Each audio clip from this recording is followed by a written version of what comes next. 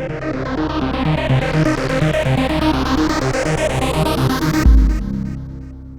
and welcome to the Otaku Network podcast. My name is Steve. I'm David. This week we are talking about the second compilation movie for the original Mobile Suit Gundam, which is titled Soldiers of Sorrow. We pick up where we left off with Rumbaral basically declaring war on White Base. We pretty much get, after the initial encounter at the end of the first movie with Rumbaral, where they both kind of separate from each other. Rumbaral and his wife? I don't know if it's ever been explicitly explained if that's his wife or just his squeeze. They're trying to figure out new tactic to get revenge for the death of youngest child Zabi. Yes. And Amuro pitches his fit, steals the Gundam, and goes AWOL. And then gets found by Raul and Hammond. I wouldn't say necessarily found. They accidentally. They both end up at the same dusty tavern in the frontier. Right. They accidentally into each other. And at first they're kind of like, oh, look at this strong, strapping lad. And then Frabo shows up and they're like, oh, you're White Base. Amuro gets taken back to White Base and thrown into the brig. He bails and lets her just take herself the rest of the way to White Base. But they didn't realize that they were being tailed by one of Rambaral's guys. And so he finds White Base because Fra had seen two mobile suits in the town tied up on trailers. And so she came back and she's like, hey, we've got problems nearby, enemies. And right as she says that, that's when the attack commences on the White Base. And Amuro in the Gundam goes, uh-oh, she got followed. I gotta help. And heads back and starts fighting. Because gun cannon and gun tank suck. Are like, yes. You can just say it. They're terrible. And they really can't handle a goof. I understand the design philosophy between the three units because there was the concept of having the three distinct hero units for like differentiation and toy sales and merchandising, but it was terrible. Also, Kai and Hayato are just really bad pilots. I don't know. Kai has a 0 kill count. They're not new types. But given the fact that they're not new types and they are in the same position of experience as Amuro, and the fact that they are not the technological spectrum wonder children that Amuro is, they're doing pretty good, honestly. Right. You and I go into a Gundam in the same situation, we're gonna fail like Selamas does in the beginning when she tries to pilot it herself in a little bit. Well, fair, but you'd also think that you'd accidentally kill something. Neither of them have a kill count. They haven't even killed Zaku's. The easiest thing to kill. Like, I can understand them not being able to kill like a Gog or a Zagok or any of the like post-Battle of Odessa stuff. Sure. Which, different from the anime, White Base doesn't actually participate in the Battle of White Base. For the movie, yeah. Hammond, like, Aloha snack bars herself at White Base. But like anything post-Battle of Odessa, where they're like, oh god, none of our suits are beating the Gundam. Quick, just throw shit at the wall, see what sticks. Which the designs after the Battle of Odessa, after the Doms, with the Tri-Stars who distract White Base, and I like Doms, they're cool. Yeah, the designs afterwards, you're just like, these are like crabs. They're all crabs. Well, it was specific to the amphibian assault, that they were doing at that time. But it's like, there are so many toss-away mobile suit designs that are just for that specific episode story. It's ridiculous. The Gog yeah, is weird looking. The Zagok is weird looking. Yes. The Akui is weird looking. Look, can we just realistically just discuss the terrible design of the ships themselves, particularly the Zeon's ships? They are the dumbest looking. Like, I don't even understand So Adop is terrible. I don't understand the mechanical philosophy that designed those stupid spaceships that the Zeons pilot. Yeah. Federation's a little better, but oh my god, the Zeon stuff is ridiculously designed. The Federation dropships are dumb. All right. They're too big, and they're too, like, easily destroyed. Like, those, like, little tiny connection points for some of their wings. Yeah. It's like, of course, you designed this to be destroyed. One of the things that became apparent through my 10-day excursion into the Gundam was the imbalance of the fighting force. So long-range combat is problematic. And so everything is very up close and personal, hence the mobile suits being an effective battle thing. Yeah. As the conflict between things that can be considered Zeon versus things that can be considered the Federation commence throughout the story beyond this show and into the other series. It becomes incredibly apparent that the mobile suits are the most powerful things any military has, outclassing their capital warships. Yes.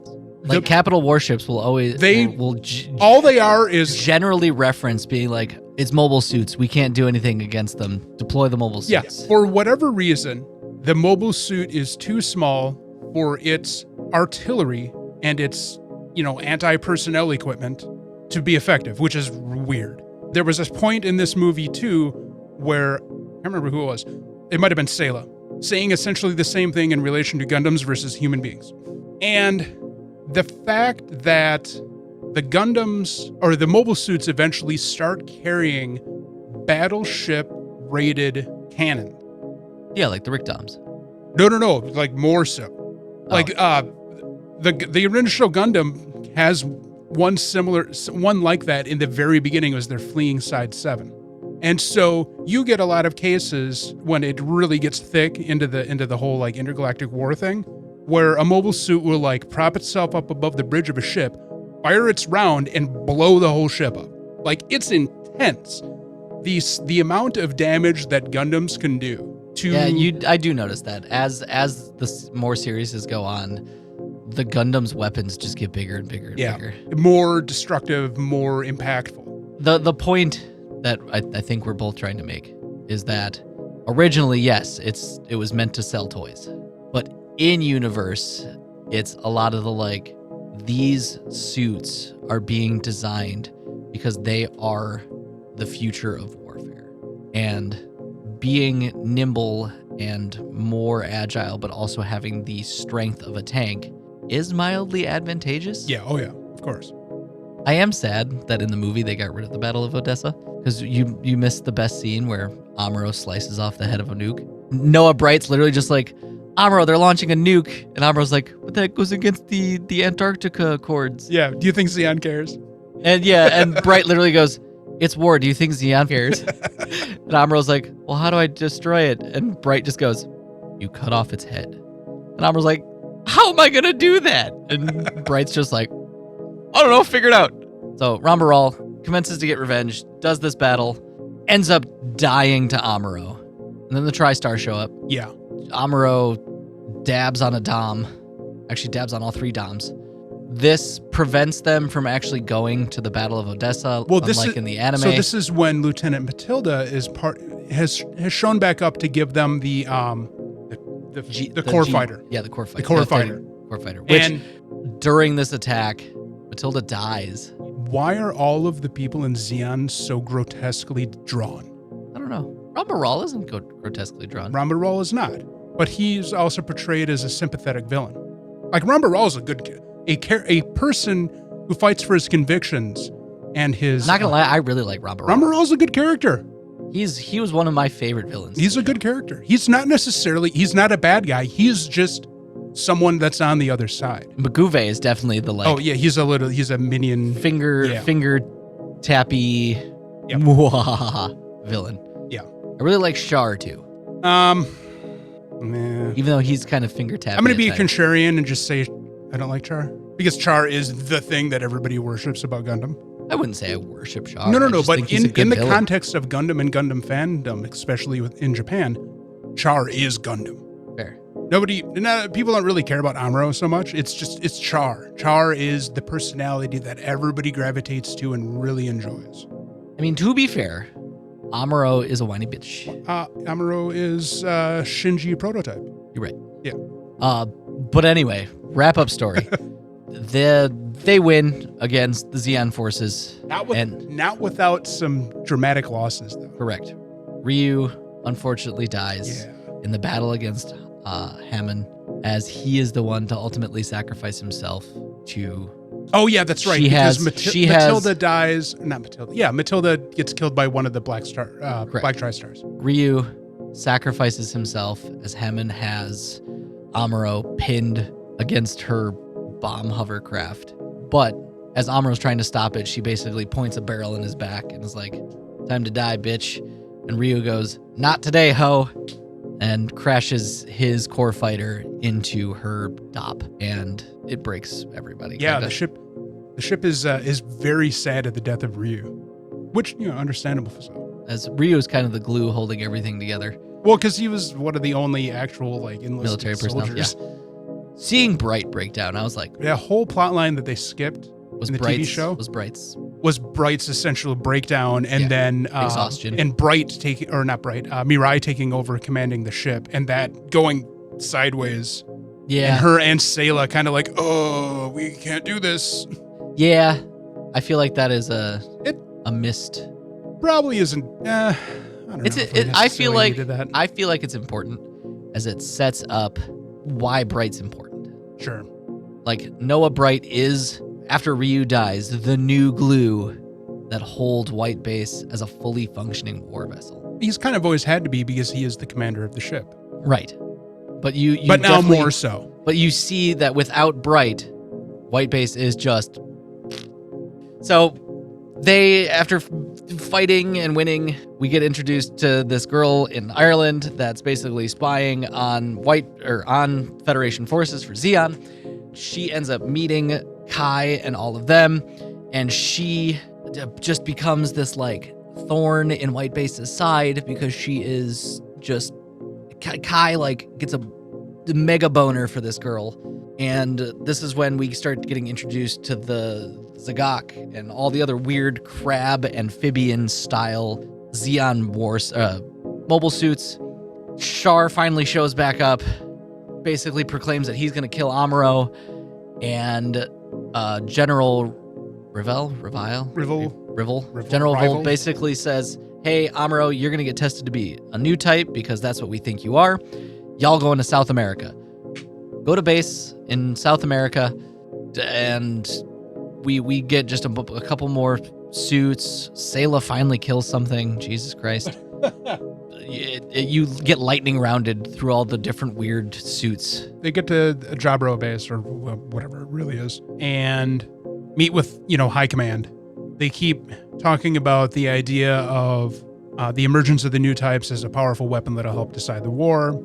They also evolutionary next step for humanity, which is a concept that they say Zeon, whose last name I never remember, Char and Sayla's father had talked about and come up with or speculated upon. And then within Jabro, they have the first line of the mass production Gundams, the GMs, yeah. And then you get a case where Char sneaks into it, and he's got a crew that are going to try to sabotage the GMs, and the three kids end up thwarting it magically. And Sayla confronts Char again, and Mirai ends up breaking up their reunion, and Sayla plays it off that she didn't realize anybody was there, and Mirai's like, that's suspicious, but we ain't got time for that. And that's sus, but we gotta go. They're essentially evacuating Jabro because there's an entire attack force that's trying to blow it up. And the forces are heading back into space. They have a plan. They're going to go to Luna 2 to direct an attack on the Zeon forces. And because Zeon is so mono-focused on the White Base, they're like, we're going to send you over here instead to try to distract them while we do our main fleet attack. So White Base blasts off, and they're on their way to Solomon to face their destiny. Woo! So we've done a lot of the analysis already. Even though they cut out an amount of narration, I think this was a better compilation than we got with the first movie, where it felt like it was a little too rushed. I think we hit the really important plot points of the movie. I'll concede the little segment where Bright is having his breakdown and conflict of command responsibility is probably integral, but there's so much involved with that, they probably would have had to tack on another 40 minutes to the movie. Yeah. I feel like it's important because... But it also helps develop Mirai and Sayla's characters as well a little bit more. Well, it also gives Bright characterization too. Deeper than just being the bitchy, guy who the bitchy pilot, bitchy commander of White Base. Well, he's known since minute one that he has to be the authority. Yes. And he does a pretty good job. I mean, he's got them this far with his choices. He hasn't really made a bad decision. And he's only 19.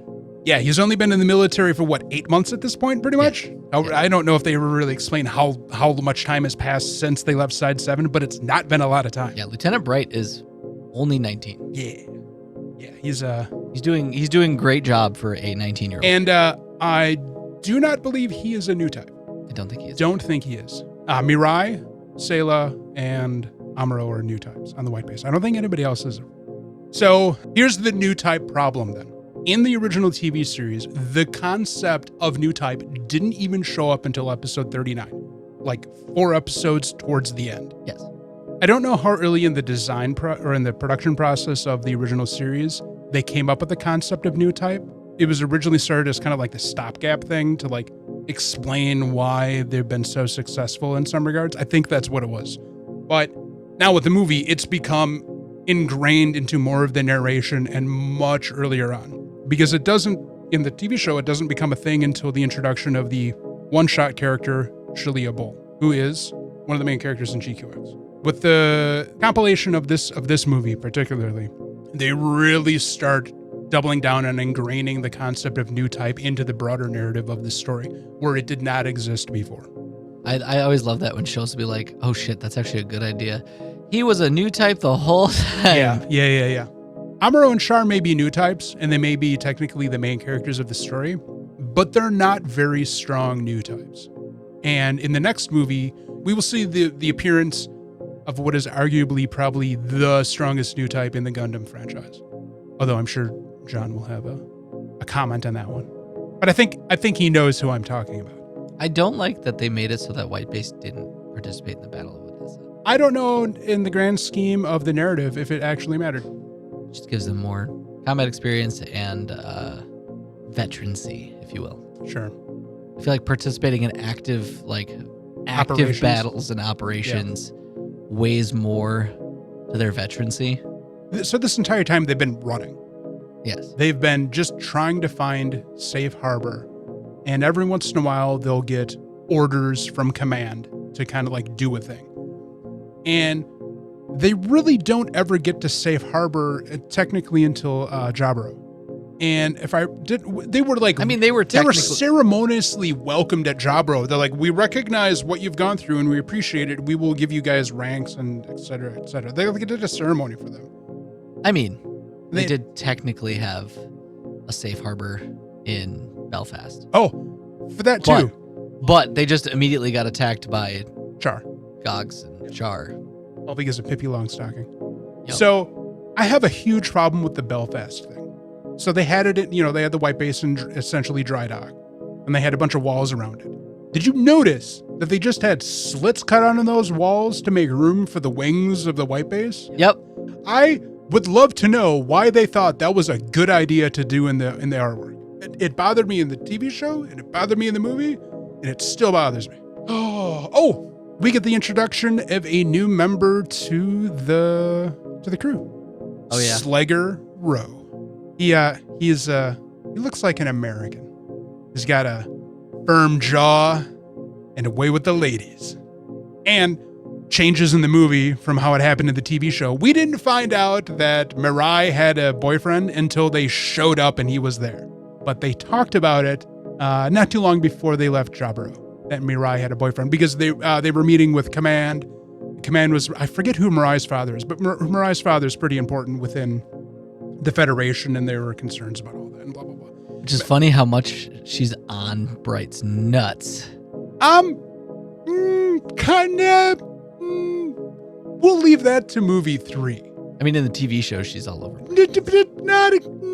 Not as much as you think she is. We'll leave that to movie 3, though. Yeah. Because, I thought that too when originally going through the story. And then stuff happens later on, and I'm like, oh, really? Oh. Huh. I think part of that for me, though, and maybe for you too, is the understanding that they do ultimately end up married because Hathaway is their child. I think for me, at least, that helped push that narrative. But yeah, it does seem like she had a fondness for Bright, but it's not as strong as you think it is. Huh. We'll find out in the next one. Huh. Especially the TV show when Bright's going through his breakdown. She's like constantly there. Mirai is a mother. Correct. Yeah. Which not gonna lie, did confuse and slightly annoy me with how her attitude shifts later on, which is something we'll run into in the next one. We got anything else? I'm just glad we're through all the fucking crab Zeon suits. Those are like my least favorite Zeon suits. We're back in space, and most confusingly, if it's in the movie, I'm sure it is, we're going to be at Texas in space. Texas in space. Texas Yay. in space. I've never understood. I just want Zaku's. I want Well, we're going to have the cool Zeon war suits, which I'm excited because I think the Gelgoog's showing up. We're going to have, the final confrontation. It's the end of the arc of the story. Right. So we're going to have the confrontation between Char and Amuro. Gelgoog. It's All like right. my favorite Zeon war suit besides the Kshatriya, but that's technically Neo Zeon. We'll get there in time. We call them war suits. I should say mobile suit. All right. We got anything else? No, I think we beat this horse. Yeah, we did. All right. Well, thanks for listening and joining us on this hectic adventure into movie 2 of the original Mobile Suit Gundam compilation series. Don't forget about, on Friday, the return of Weekly Ranma 1/2, as we welcome back the remake of the martial arts romantic comedy classic. Other than that, don't forget to hit that bell, like and subscribe, and come harass us on our socials. And we will check you guys next time.